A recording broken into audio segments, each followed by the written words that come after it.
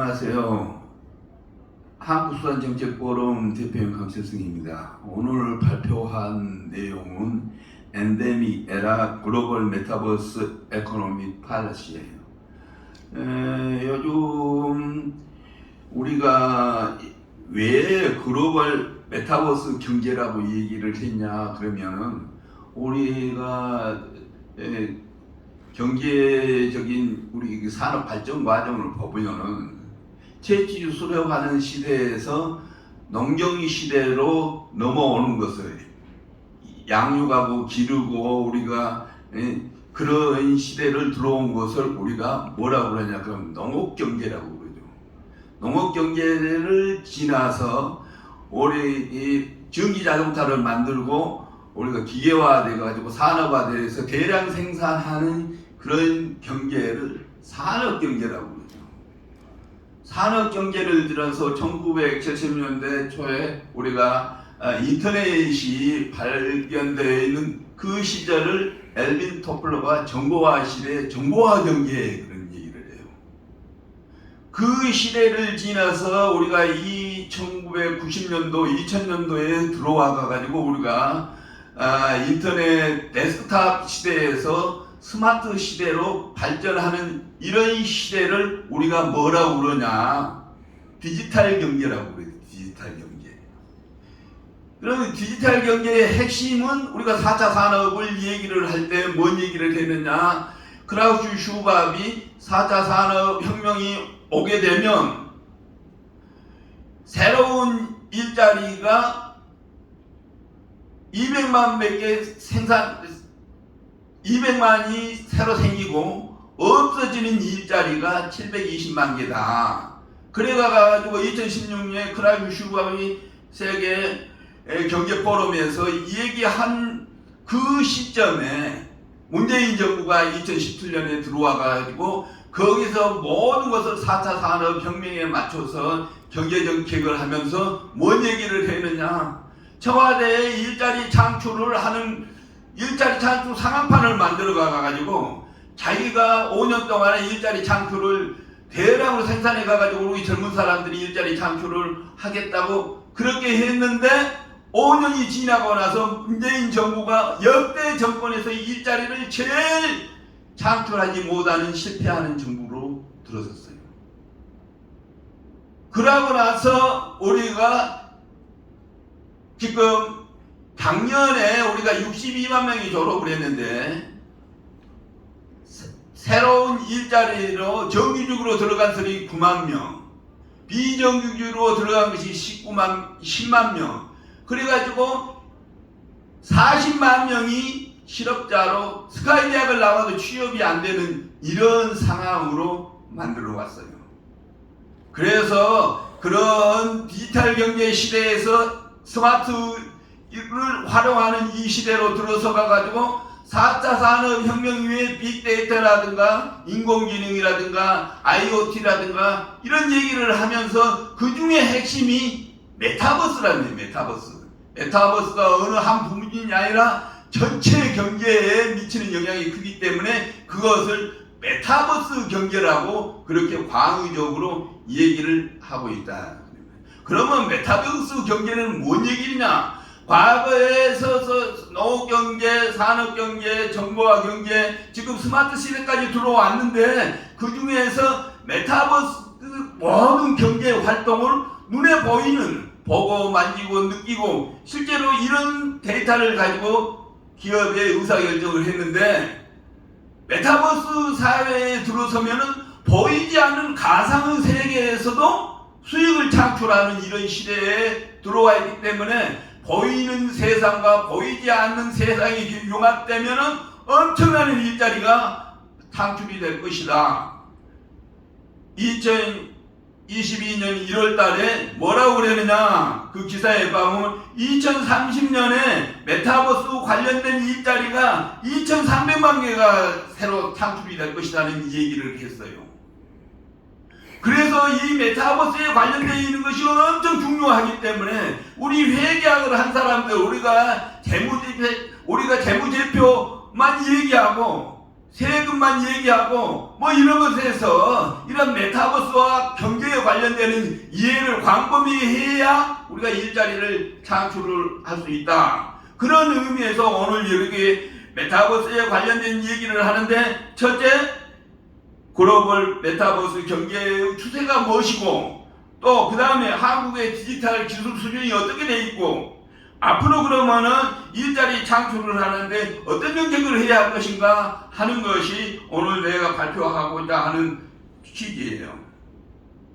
거기에 자료들을 쭉 봐보면 한 100페이지에 달려서 이것은 메타버스 경제에 관련된 최신 발표하는 이런 것들을 다 취합을 해가지고 이 논문을 작성을 했는데 고객이 이렇게도 없네요. 어제 한국행정학회에서 뭐를 했느냐, 메타버스 경제와 행정계획에 관련되어 있는 것을 한국행정학회에서 어제 여수에서 발표하고 어제 4시에 와가지고 오늘 여기 우리 회계학회에서 얘기하는데, 이런 중요한 것을 마지막 속에 아무도 이렇게 없게 만들어놓는 학회의 이 진행, 이런 것도 개선을 해야 하지 않으면 안 된다.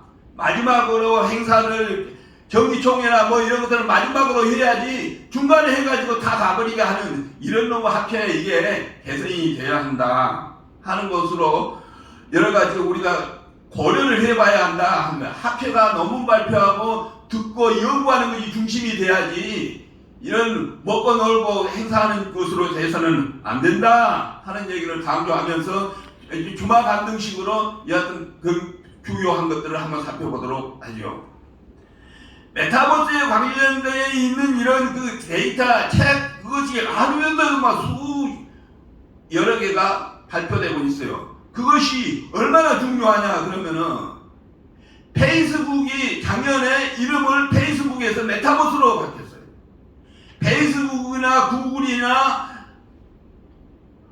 모든 기업들이 메타버스에 관련된 것을 하지 않으면 안 된다. 그래서 우리나라의 대표적인 메타버스를 하고 있는 그런 기업이 올해는 네이버라든가 카카오라든가 이런 기업이 삼성이나 현대자동차나 우리가 SK를 능가하는 만큼 그렇게 크게 각광을 받고 있는 것도 우리나라의 이런 특성이다. 왜?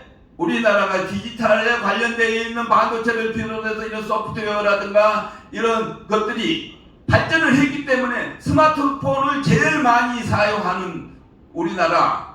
또 하나, 우리나라 유엔에서 15년 동안 한국 정부의 전사나 1등을 하는 나라, 이런 나라가 되어 있기 때문에 우리나라 모든 학교가, 대학이 어떻게 변하느냐에 따라서 일자리에 관한 것이 무엇을 해야 일자리를 제대로 할 수 있겠는가 하는 것을 알고 배우고 노력하고 하지 않으면 안 된다. 전혀 감각 없이 우리가 회계학을 한다고 그래가지고 재무상태 변동만 얘기하고 수익과 이익만 얘기하고 세금만 얘기하러 끝쳐서는 안 된다 하는 것을 강조하고 싶어요. 거기에 관련되는 여기에 한번 봐보세요. 한강의 기적이 지속 가능한가? 우리가 2022년 현재까지 60년대에서 발전하는 과정을 한번 봐봐요. 1964년에 우리나라가 1인당 GNP가 얼마였나요? 64불이었어요. 그 당시 때 북한이 얼마냐? 265불, 싱가포르이 865불이에요. 장춘당 공원이 우리가 6.25 때 한국에 필리핀이 참전해가지고 한국이 불쌍하다고 우리가 장춘당 공원을 거기에 지원인 것이 필리핀이에요. 그런데 필리핀이 아시아에서 일본 다음으로 잘 사는 나라가 지금은 어떻게 됐어요? 부정부패로 해가지고 필리핀에 있는 대학교로 졸업하는 학생들이 우리나라에 와서 신고를 하고 있는 이런 슬픈 환경을 우리가 보고 있단 말이에요. 우리나라는 그랬지만은 1960년대 우리가 이 여공들이 공장에서 제품을 만들고 뜨개질을 하고 우리가 그래가지고 1970년도에는 우리나라가 서독에 광부를 보내고 서독에 간호사를 보내고 얼마나 파병을 해가지고 달러를 벌어들어서 우리가 1차, 2차, 3차 5개년 계획을 박정희 대통령님들이 열심히 노력한 결과 1년에 8, 9%의 경제성장을 해가지고 1988년으로 올림픽 대회를 하고 1995년도는 OECD에 가입을 해가지고 1987년에 세계화에 대한 대비를 김영삼 정부 때 잘못해가지고 우리나라가 IMF를 당해서 150억 불의 빚을 졌지만 1년 만에 김대중 정권 때 그것을 갚고 나서 우리나라가 연 3% 성장을 해가지고 2002년도에 2012년도에 2050 클럽에 2만 불 소득에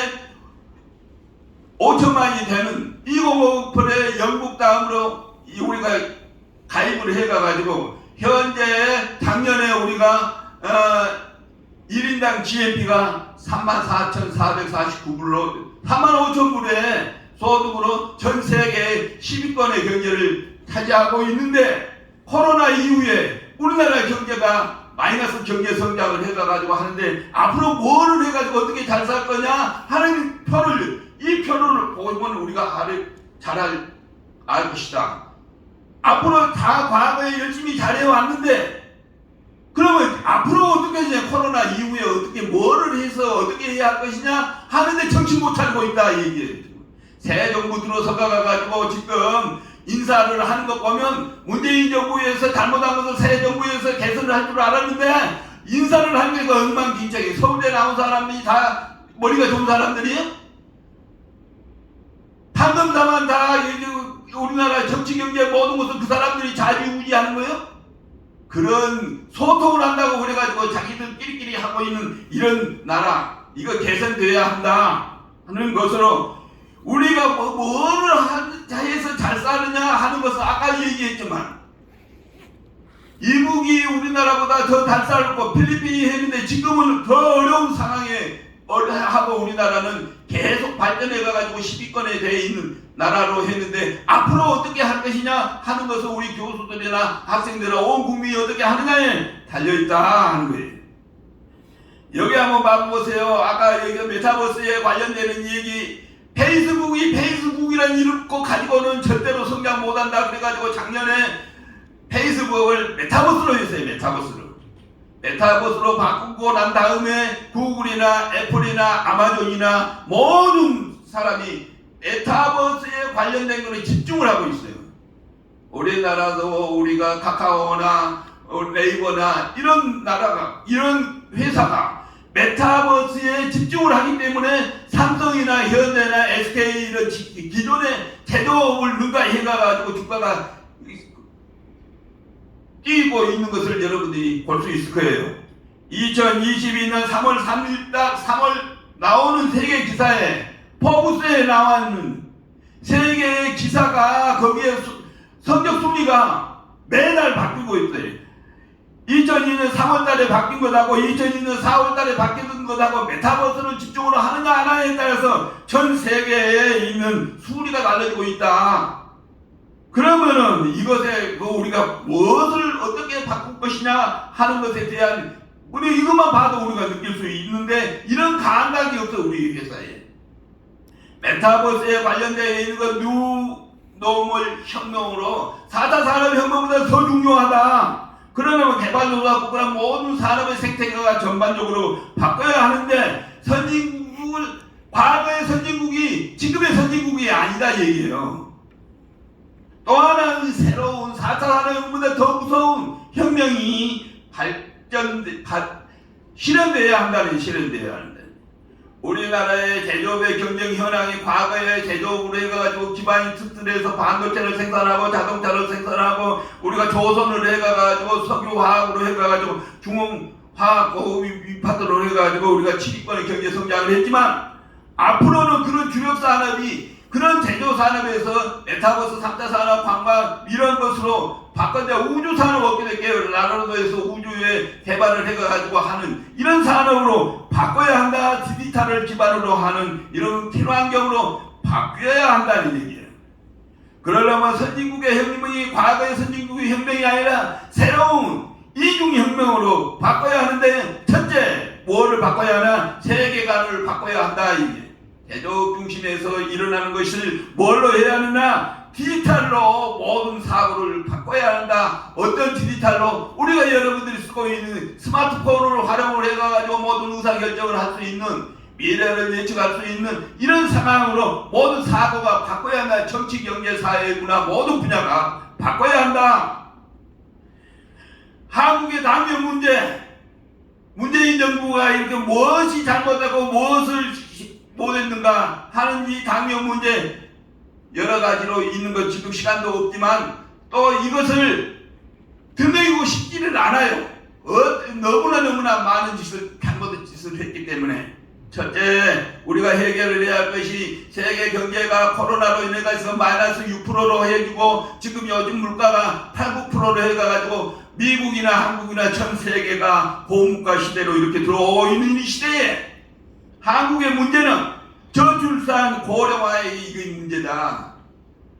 내가 자랐을 때 60년대만 해도 한국의 1인이 한 가정에 6명, 7명 해가지고 100만 명을 여러분들이 출산을 했는데 2021년은 얼마나 급생을 하느냐.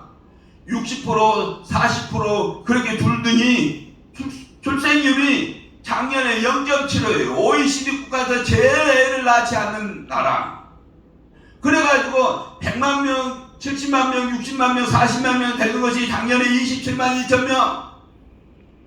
이래가지고는 우리가 노동의 현장에서 5천만이 됐다고 그러지만 5천만 중에서 500만 이상이 외국에 있는 사람들 들어와가지고 농어촌이라든가 이런 노동에 있는 그 사람들이 다 일을 하고 있는 이런 상황. 우리가 젊은 사람은 의무적으로 3명 이상을 낳아줘야 하는데 그런 것에 대한 정책이 전혀 없다. 또 하나, 우리나라 문재인 정부 들어가가지고 아까도 그런 얘기도 했지만은 기업을 아주 노동을 착취하는 그런 공산주의 사회에서 쓰는 그런 사고로 대기업에 있는 모든 총수들을 감옥에 보내고 그렇게 해가가지고 모든 기업이 삼성이나 현대나 현대자동차, SK 모든 외국에 투자를 하게끔 쫓겨내는 이런 것이 우리 일자리 창출을 못하게 한 문재인 정부의 잘못된 정책이다. 이게 다행히 이 정부 들어서가 가지고 기업을 우선시하는 일자리 창출을 기업이 하는 것이지 정부가 하는 것이 아니다. 그런 사고를 바꾸는 것은 다행이라고 생각해요. 어쨌든 간에 우리나라 또 하나 문제는 회계 투명성이 일본도 미국도 하고 있지 않는 국제회계 기준을 도입을 한 지가 2017년부터 지금 10년이 지났는데도 회계 투명성이 2018년에 63국에서 제일 꼴찌. IMD에서 조사한 것에 의하면 69년에 63국에서 62위, 2000년에 63국에서 48위, 그 다음에 42위. 우리가 경제 성장으로 GDP 경제 성장으로 봐보면 7위 10위권인데 회계 투명성이 이렇게 낮아가 가지고 두 대통령이 감옥에 들어가 가지고 갖다 나오는 이런 상황. 모든 재벌 기업을 아주 법법가로 몰아가 가지고 감옥에 내버리는 이런 상황이 다시는 일어나서는 안 되겠다.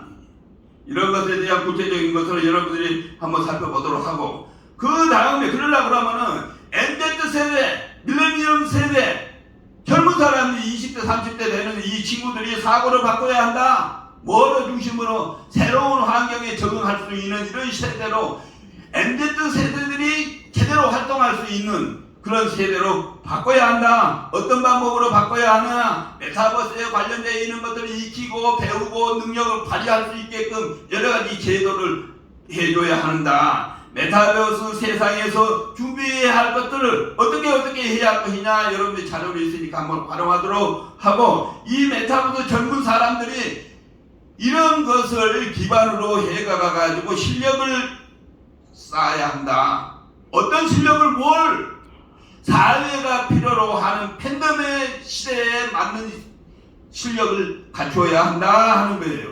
거기에 관련된 팬덤을 창조를 하고, 팬덤이라는 것이 뭐고 그 이후에 코로나 이후에 우리가 뭐를 해야 할 것인가 하는 것들이 쫙 자료로 나와 있어요. 여러 가지 요즘 유튜브라든가 우리가 코로나 2년 동안에 우리가 모든 학교 공부도 비대면으로 해가지고 우리가 주엄이라든가 웨비나라든가 우리가 밑으로 그 강화하는 걸 여러분들이 알 수 있을 거예요. 그걸 제대로 못하는 교수들 물러나야 해요. 그러다가 더 노력을 하든가. 뭐 학생들은 날아가고 있는데 교수들이 뜸뜸 해가가지고 이래서는 안 된다. 팬들이 2년 동안에 대학 평가를 해봤더니 1등이 방송통신대예요. 2등이 사이버대학이에요. 도대체 스카이대학 교수들이 줌으로 웨비나로 미트로 강의를 못해 가가지고 강의가 엉망진창이라는 것을 우리가 사이버를 통해서 학생들이 여튼 평가를 하고 있다. 스카이대학 가야 하느냐? 대학 강의 들어야 하느냐? 이런 것도 못하는 사람들이 교수들이 뭘 공부해야 할지도 모르고 지금 다 가버리고 있단 말이에요. 거기에 관련되어 있는 거 소프트 파워를 우리가 팬덤에 맞게끔 발전을 해야 한다. 그러면 또 세 번째 기초를 바꿔야 돼. 기초를 튼튼히 해야 하는데 뭐를 중심으로 휴머니티를 인간다움 서로 상부상교하는 이런 휴머니티 구문명에서 신문명으로 바뀌어야 된다. 노인을 중심으로 하는 9세대에서부터 MZ세대 20대가 발전할 수 있는 이런 사회 그걸 바꿔야 한다.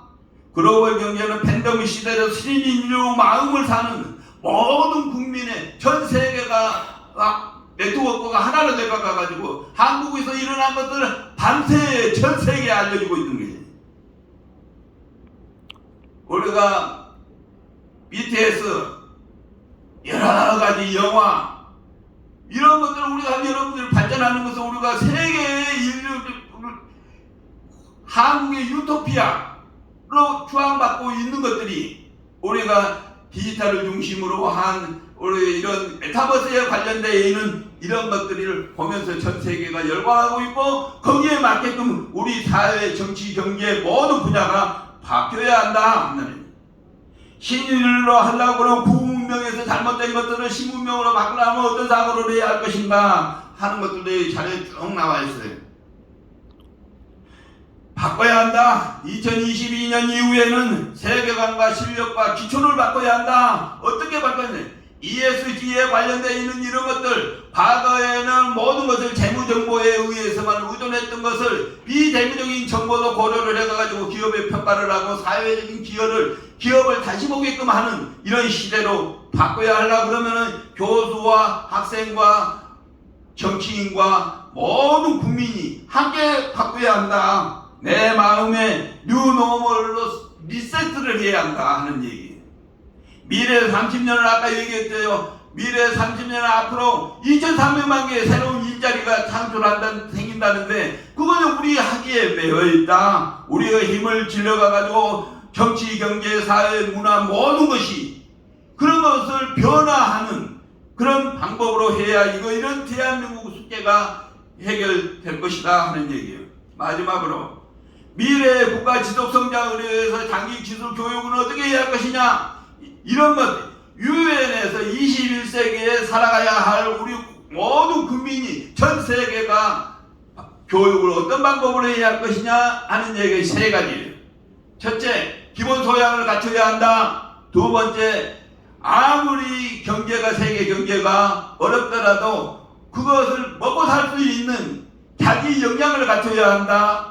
네 번째, 교양을 갖추고 먹고 사는 그 능력을, 전문적인 기술을 가지고 있다 손치더라도 인성이 제대로 되어 있어야 한다. 인성이. 우리나라의 교양에 관련되어 있는 것은 우리나라가 전 세계에서 문명 캐치를 하는 제1등의 국가다. 초, 중, 고등학교를 졸업하면 누구나 스마트폰이나 교양이나 신문을 보고 듣고 인터넷을 활용할 수 있는 이런 기초는 우리가 전 세계에서 우리가 1등 국가다. 대학 진학률이 80%로서 전 세계에서 제일 높은 나라. 그러면 기초로 교양은 쌓아졌다고 봐요.